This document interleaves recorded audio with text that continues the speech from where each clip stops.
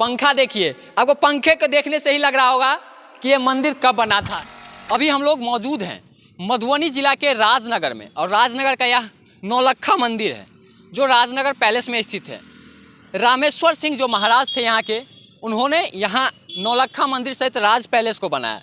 कहीं ना कहीं अब यह राज पैलेस जो है खंडर हो रहा है।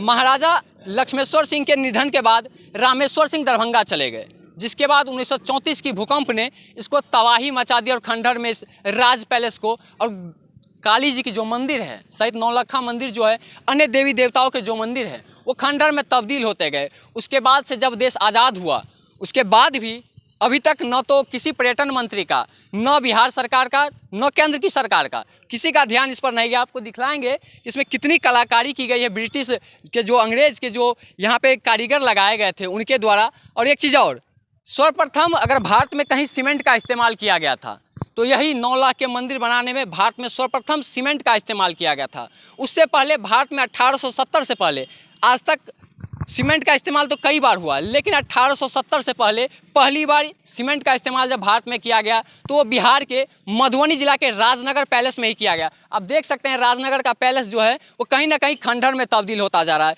तो कहीं ना कहीं जो बिहार सरकार के पर्यटन मंत्री हैं, केंद्र सरकार के पर्यटन मंत्री हैं, उनकी भी कमी है। और बिहार सरकार या केंद्र सरकार तो कहीं ना कहीं दोषी है ही। भारत में जब 2014 में भाजपा की सरकार केंद्र में आई तब कहीं ना कहीं मंदिर मस्जिद का चर्चा जोरों पे होने लगा, लेकिन आज जो राजनगर के पैलेस हैं और राजनगर का पैलेस जो खंडर में तब्दील हो रहा है, भाजपा की जो सरकार केंद्र में बैठी है मंदिर मस्जिद के नाम पे वोट तो ले रही है, लेकिन कहीं ना कहीं जो मंदिर है, जो पर्यटन स्थल है, उसको खंडर में तब्दील होने को छोड़ दिया गया।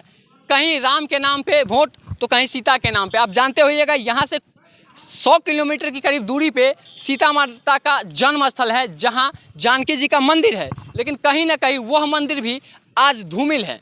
सरकार तो कह रही है कि रामायण सर्किट में जितने भी जगह आते हैं सभी का जगह पर्यटन स्थल में दिया जाएगा। और यह मिथिला का जो मधुबनी जिला है, मधुबनी जिला भी रामायण सर्किट में आता है, लेकिन इस पर्यटन स्थल का जो है राजनगर के पैलेस को खंडर में तब्दील कर दिया गया है। आइए आपको दिखलाते हैं यहाँ पे क्या कुछ ऐसी चीज़ है जो आज तक किसी दूसरे जगह नहीं बनाई गई, और जो है यहाँ पे जो ब्रिटिश यानी कि अंग्रेज जो थे वो कितनी कलाकारियाँ करके यहाँ गए। देखिए यही है वो 9 लाख का मंदिर, जिसमें आप देख सकते हैं किस तरह से कलाकारी 1870 में की गई थी। लेकिन आप देखिएगा तो 1870 के बाद 1934 में जो भूकंप आया उसके बाद भी इस तरह की कलाकारियाँ 2023 चल रहा है, कहीं नहीं देखने को मिलेगा। यह अंग्रेज ही थे और महाराज रामेश्वर सिंह ही थे जो उन्होंने 9 लाख में इस मंदिर का निर्माण कर दिया और पूरे पैलेस का निर्माण करवा दिया। लेकिन जब से बिहार सरकार बनी, बिहार में केंद्र में सरकार बने आज़ादी के बाद, किन्होंने भी इस मंदिर या पर्यटन स्थल पर ध्यान नहीं दिया। देख सकते हैं कितनी कलाकारियाँ हैं यहाँ हर तरफ। अब कहीं ना कहीं खंडर में तब्दील हो रहा है। कई देश सहित कई राज्यों के लोग यहाँ आते पर्यटन स्थल को देखने, लेकिन कहीं ना कहीं अब यह 2 राज्य या 2 देशों में ही रह गया। यहाँ से नेपाल भी कुछ ही दूरी पे है, नेपाल के पर्यटक यात्री भी यहाँ पहुँचते हैं। अब पर्यटन स्थल जो है कहीं ना कहीं खंडर में तब्दील हो रहा है। मिथिला में जब आप आइएगा ना तो एक चीज़ यहाँ का सबसे मधुर है, वो है बोली। लेकिन कहीं ना कहीं सरकार की जो नीति है उस कारण से मिथिला के लोग की बोली में खटास आना लाजमी हो जाता है। हम यह क्यों कह रहे हैं? क्योंकि सरकार से हमारी नाराज़गी है। सरकार से नाराज़गी क्यों? क्योंकि बिहार सरकार हो, केंद्र सरकार हो, पर्यटन मंत्री तो बनाते हैं, लेकिन कहीं ना कहीं जो पर्यटक स्थल हैं उसका रख रखाव की व्यवस्था पर्यटन मंत्री के बस की बात नहीं रह गई है।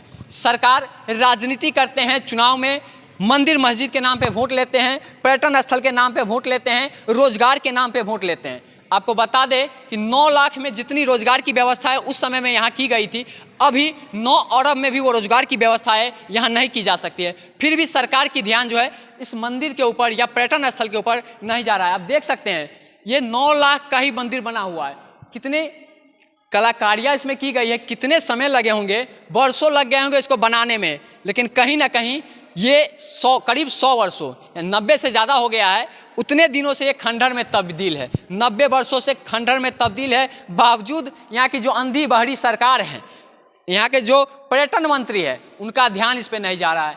देख सकते हैं कितने खंडर में तब्दील है, लेकिन सरकार का ध्यान नहीं जाता।